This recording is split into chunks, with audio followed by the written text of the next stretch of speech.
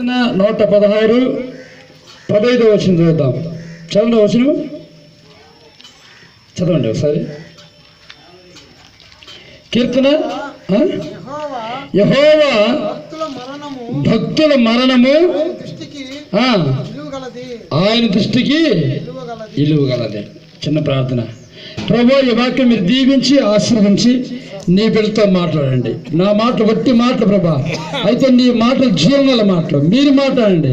మీరు మాట్లాడుతుండగా నీ బిడ్డల హృదయంలో ఉన్న పాప రోగ లోప జీవితాన్ని విడుదల తెచ్చామని పరలోకం పరిశుద్ధాత్మ శక్తి యేసునామములో కుమ్మరిస్తున్నాను.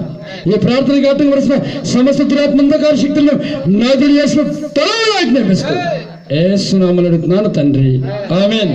ఇంకొకసారి ఆ వాక్యం చదువుకున్నాము. చదవని వాక్యము, యెహోవా భక్తుల మరణము ఆయన దృష్టికి విలువ కలిగింది. గమనిస్తున్నారా ప్రియమైన తండ్రి బిడ్డరా? యెహోవా భక్తులు అంటే ఎవరు? చెప్పండి.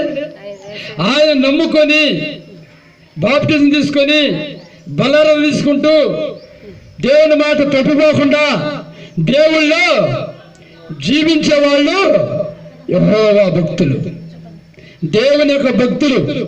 అర్థమవుతుందా? దేవుని భక్తులు, దేవుని మాట ప్రకారం జీవించిన భక్తులు ఒకవేళ చనిపోతే అది దేవుని దృష్టికి ఎలాంటిదంట? విలువైనది. ఎందుకు విలువైంది? భక్తులు చనిపోతే ఎందుకు విలువైంది చెప్పండి మీరు? అది ఎక్కడ ఉంటామండి? దేవుని రాజ్యంలో ఉంటారు కాబట్టి. అర్థమైంది? ఇంకోటి, ఈ పాపలోకం నుంచి విడుదల పొంది పరలోక రాజ్యంలో జీవిస్తారు కనుక దేవుడు తన భక్తుల మరణాన్ని విలువగా ఎంచుతున్నాడు. యోబు గారి కుటుంబంలో అందరూ కూడా రక్షింపబడ్డారా? అందరూ రక్షింపబడ్డారా?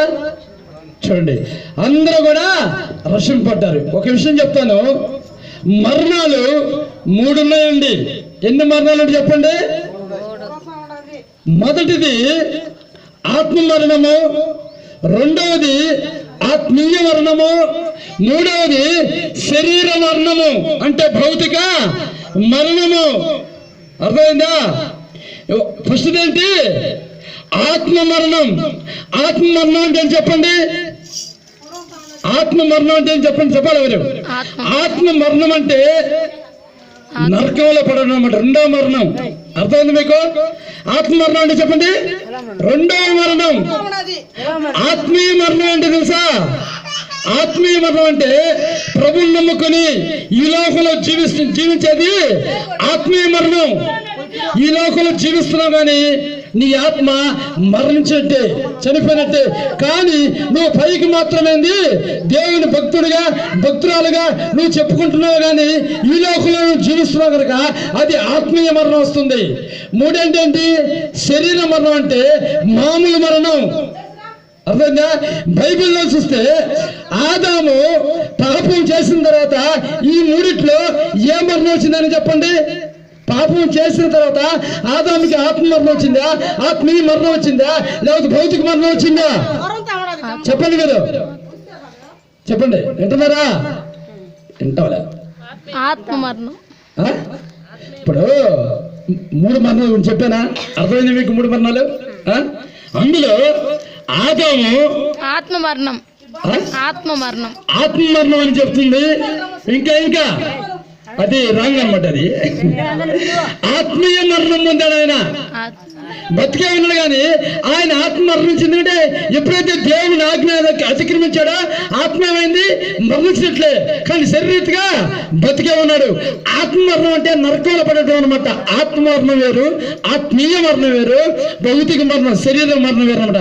శరీర మరణం అందరికీ వస్తుంది.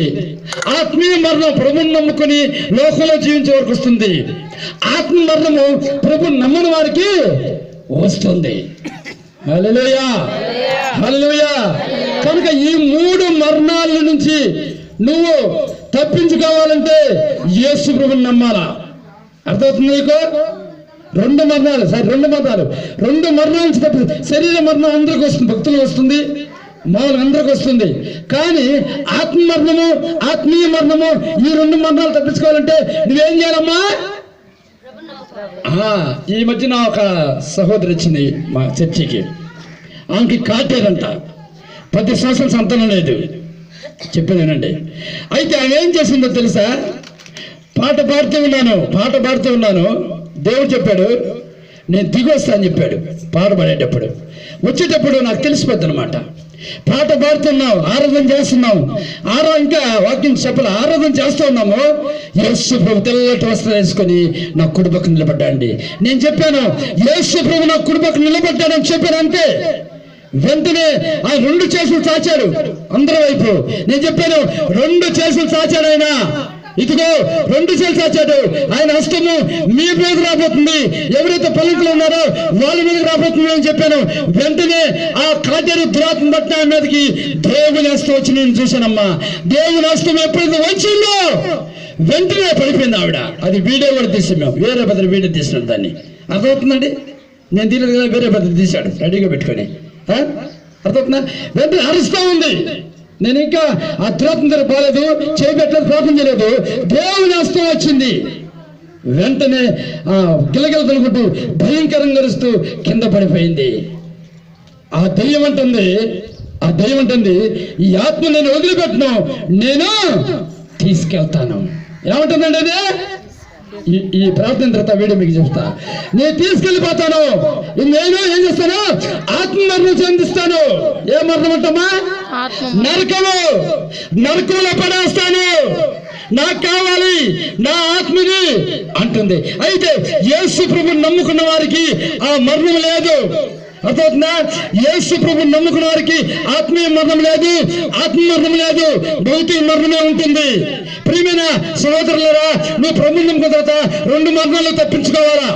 ఒకటేంటి ఆత్మ మరణము, రెండేంటి భౌతిక ఉంటుంది. అది ఆత్మీయ మరణం.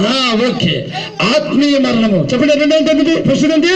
ఆత్మ మరణము, రెండేంటి? ఆత్మీయ మరణము. ఈ 2 మరణాలను తప్పించుకోవాలా? ఈ 2 మరణాలు తప్పించుకోవాలంటేనే మన పరలోక రాజ్యం ఉంటుంది. మరి ఆ 2 మరణాలు తప్పించేది ఎవరు? యేసు ప్రభు. ఆయన పేరు ఏం పేరమ్మా? చనిపోయిన ఆయన పేరు అబ్రహాం. అది ఇంకో పేరు ఉంది, వెంకటస్వామి. వెంకటస్వామి గారు బాప్టిజం తీసుకొని ఆత్మీయ మరణాన్ని ఆయన తప్పించుకొని అపూర్వంగా ఆయన మారాడు, నూతన జన్మనిచ్చాడు. అర్థమవుతుందండి? ఆయన నాకు బాగా తెలుసు. ఇంటికి వచ్చినప్పుడు వాళ్ళ భార్య కూడా ఉండింది కదా, అమ్మ కూడా ఉండింది, వాళ్ళతో నాకు తెలుసు. మరి ఆమె ఎప్పుడు చనిపోయిన మందిలేదు, కానీ ఈయన బట్టి మనకు చెప్పారు. అయితే ఈయన ప్రభువుని నమ్ముకున్న వ్యక్తే. అర్థమవుతుందండి? మరి ఆయన యొక్క మనస్సు మనకు తెలియదు, కానీ వచ్చినప్పుడు పాస్కర్ వందనాలు అంటాడు, భోజనం చేయంటాడు, బాగా పలకరిస్తాడు. నాకు తెలిసినంతవరకే. అర్థమవుతుందా? అయితే ఆయన 2 మరణాలు తప్పించుకునేందుకు గుర్తుపెట్టుకోవాలా? ఒకటేంటి? ఆత్మ మరణము, రెండోది ఆత్మీయ మరణం. ఎవరైనా సరే ప్రభువుని నమ్ముకుంటే ఈ 2 తప్పించుకుంటారు. కనుకనే వాళ్ళకి పరలోక రాజ్యం ఉంటుంది. కనుకనే వాళ్ళ మరణము విలువైంది. హల్లెలూయా. నేను చెప్తున్నాను, చివరిగా నేను చెప్తుంది ఏంటంటే, ఈ లోకం మనకు శాశ్వతమైనది కాదండి. ఈ లోక భోగాలు ఇవన్నీ మనకు శాశ్వతమైనది కాదు. మనకు శాశ్వతమైంది ఒక్కటి. ఏంటిది? పరలోక రాజ్యము. ఆ రాజ్యానికి వెళ్ళాలని నా ఆశ. అవును కదా? ఆశ ఒక్కటే ఉన్నది నాకు, ఆ ఆశతోనే బ్రతుకుతున్నా నేను, ఆ ఆశతోనే బ్రతుకుతున్నా నేను. చక్కనైన యేసయ్యతో ఉండాలి, చక్కనైన నీ ఒడిలో ఉండాలి, చక్కనైన యేసయ్యతో ఉండాలి, చక్కనైన నీ ఒడిలో ఉండాలి. ఆరాధన ఆరాధన ఆరాధన ఆరాధన ఆరాధన ఆరాధన ఆరాధన ఆరాధన ఆరాధన స్తుతి ఆరాధన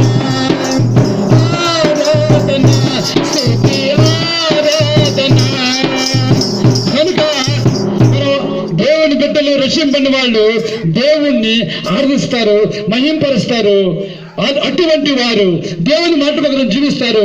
అటువంటి వారు ఎవరైనా సరే, ముసలివాళ్ళైనా, యవనస్తులైనా, పిల్లవాళ్ళైనా, నిజంగా నీవు దేవుణ్ణి నమ్మితే నీ మనసు ఈ లోకం వైపు చూడదు, పరలోకం వైపు చూస్తుంది.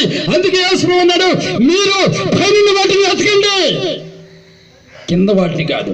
మనసు అంతా కూడా ఏడుండాలమ్మా, పైన ఉండాలా. కొంత నేల చూపులు చూస్తుంటారు నడుస్తుంటే, అవునా కదా? నేల చూపులు చూడకూడదు. ఈ లోకం వైపు చూపు, పరలోకం వైపు ఉండాలా. దేవుని నమ్ముకున్న బిడ్డ, దేవుని నమ్ముకున్న భక్తుడు, యెహోవా భక్తులు పరలోకం వైపు చూడాలా. ఎందుకంటే ఎప్పుడైనా మనం పోవాల్సింది ఆడకి పైకే. అర్థమవుతుందా? నేను ఒక దగ్గర సువార్త ప్రకటిస్తుంటే ఒక ఆయన వచ్చాడు, నీకు జీతం ఎంత వస్తుందని అడిగాడు. జీతం ఎక్కడి నుంచి వస్తుంది జీతం అన్నాడు. నేను పై నుంచి అన్నా. ఏమన్నాను అంటే వాడు అనుకున్నాడు పై సంస్థల నుంచి వస్తుంది అనుకుంటున్నాడు. ఎందుకు చదువుతుంది ఎప్పుడు మీద ఉంటారా? ముగించుకుందాం, ప్రార్థన చేసుకుందాం. అయిపోయింది. చూడండి, పైనుంచి మనకి ఏమొస్తుందంటే, నేను చెప్పా పైనుంచి వస్తుందంటే వాడు అనుకుంటాడు పైనుంచి అంటే అమెరికా నుంచి అనుకుంటున్నాడు. ఇంకా నేను వెంటనే అన్న వాడిని ఆలోచన చూసి, వాడు ముఖం చూసి, అయ్యా పైనుంచి అంటే అమెరికా నుంచి కాదు, పరలోకం నుంచి వస్తుంది అంటున్నాడు. కనుక ప్రేమ ఎంత ఉంటారా, మన మనసు ఏడ ఉండాలండి, పరలోకం వైపు ఉండాలా. చూడండి, పుట్టిన ప్రతి బిడ్డ క్రైస్తుడిగా మారాలి. క్రైస్తుడిని పైన ప్రతి ఒక్కరు కూడా దేవుని బట్టి కూడా పరలోకం వైపు చూడాలి. మన చూపంతా ఉండాలి, పరలోకం వైపు చూడాలి. అలా చూడగలిగితే మన జీవ మరణాలు ఏది మన మీదకి వచ్చినా, ఏదొచ్చినా మనం భయపడము. సావు వచ్చిన భయపడము. కొంతమంది సావుకు భయపడతారు, రోగం వచ్చింది చచ్చిపోతానేమో, దెయ్యం పట్టింది చచ్చిపోతానేమో. మరణానికి భయపడే వాళ్ళం కదా మనం. మరణానికి భయపడతాం మనము, మరణానికి భయపడకూడదు. ఎందుకంటే జీవ మరణమును దాటాం మనము. నా యందు విశ్వాసం ఉంచేవాడు, నా మాటిని నా తండ్రి యందు విశ్వాసం ఉంచేవాడు మరణము రుచి చూడక జీవంలోనికి దాటి ఉన్నాడు. నువ్వు జీవంలోకి దాటున్నావు, నీకు మరణం రాదు. ఏమిటా మరణము? రెండో మరణము, ఆత్మీయ మరణము. ఆత్మ మరణము నీకు రానే రాదు. ఒకటో మరణం నీకు వచ్చేది. ఆ మరణం ఏందో తెలుసా? భౌతిక మరణం. హల్లెలూయా, హల్లెలూయా. కనుక ప్రియమైన దేవుడు గమనించండి, మనం మరణానికి భయపడాలి. దేవుని పెట్టు, నువ్వేమేం చేసుకో, ఆ సంపు, ఆ పొడు ఏమేం చేసుకో, నేను క్రీస్తు కొరకు బతుకుతా. ఏం తిరిగి మనకి, నేను క్రీస్తు కొరకు బ్రతుకుట. బ్రతుకుట నీ కోసమే, మరణమైతే అది నాకు మేలే. బ్రతుకుట నీ కోసమే, మరణమైతే నాకెంత మేలే. సిలువలో వేయబడినానయ్యా, బ్రతుకుచున్నది నే కాదయ్యా. మనం ఏం చేయాలమ్మా? సిలువే పడి మరణానికి దగ్గరలో ఉన్నాం. అయితే ఆ మరణం మనల్ని ఏం చేయలేదు. హల్లెలూయా. కనుక మన భక్తులు చనిపోయిన మనకి మరణము చాలా విలువైందా కాదా? విలువైంది. కానీ ఇప్పుడు ఆయన అబ్రహాం గారు మరణం మంచిదా కాదా? ఎవరున్నారు? ఆయన పరలోకంలో ఉన్నాడు. ప్రార్థన చేసుకుందామా? కళ్ళు మూసుకుందాం. హల్లెలూయా.